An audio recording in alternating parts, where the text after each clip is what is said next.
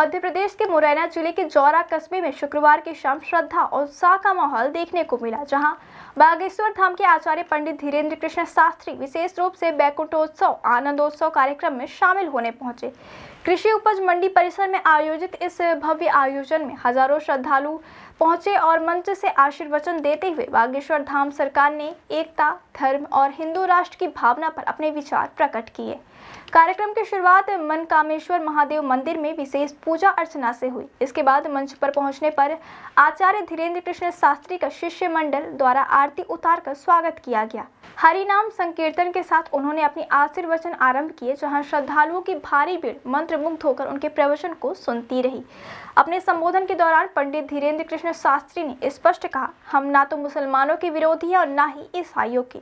हम तो केवल कट्टर हिंदू के पक्षधर हैं, इसलिए अपने धर्म का प्रचार कर रहे हैं और इसमें कोई बुराई नहीं है। उन्होंने कहा कि पहले हिंदू दबा हुआ था, लेकिन अब जाग चुका है। अगर कोई हमें छेड़ेगा तो हम उसे छोड़ेंगे नहीं। हम भगवान बुद्ध के प्रिय हैं, इसलिए शांति चाहते हैं, लेकिन कोई इसे हमारी कमजोरी समझने की भूल ना करे।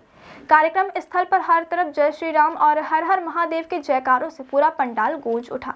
श्रद्धालु बड़ी संख्या में मौजूद थे और मंच से उठे हर शब्द पर तालियों की गड़गड़ाहट सुनाई दे रही थी। अपने आशीर्वचन में शास्त्री जी ने हिंदू एकता का आह्वान करते हुए कहा कि आज भारत में कहीं क्षेत्रवाद तो कहीं भाषावाद और कहीं जातिवाद की लड़ाई चल रही है। यह देश की एकता और अखंडता के लिए बड़ा खतरा है। अगर हमें देश बचाना है तो हमें इन भेदभावों को मिटाकर एकजुट होना होगा। उन्होंने चेतावनी भरे स्वर में कहा कि अगर हिंदू अब भी नहीं जागे तो वही स्थिति हो सकती है जो कश्मीरी पंडितों के साथ हुई थी।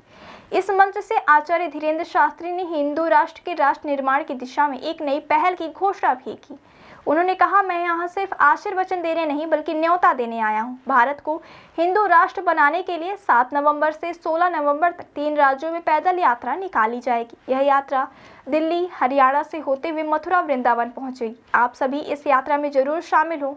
शास्त्री जी ने कहा कि वर्तमान में हिंदुओं की स्थिति विचित्र है। जातिवाद, क्षेत्रवाद और भाषावाद के नाम पर हिंदू आपस में लड़ रहे हैं। अगर हिंदू एकजुट नहीं हुए तो हमारा भी वही हाल होगा जैसा बांग्लादेश, म्यांमार, इंडोनेशिया और पश्चिम बंगाल में हो रहा है।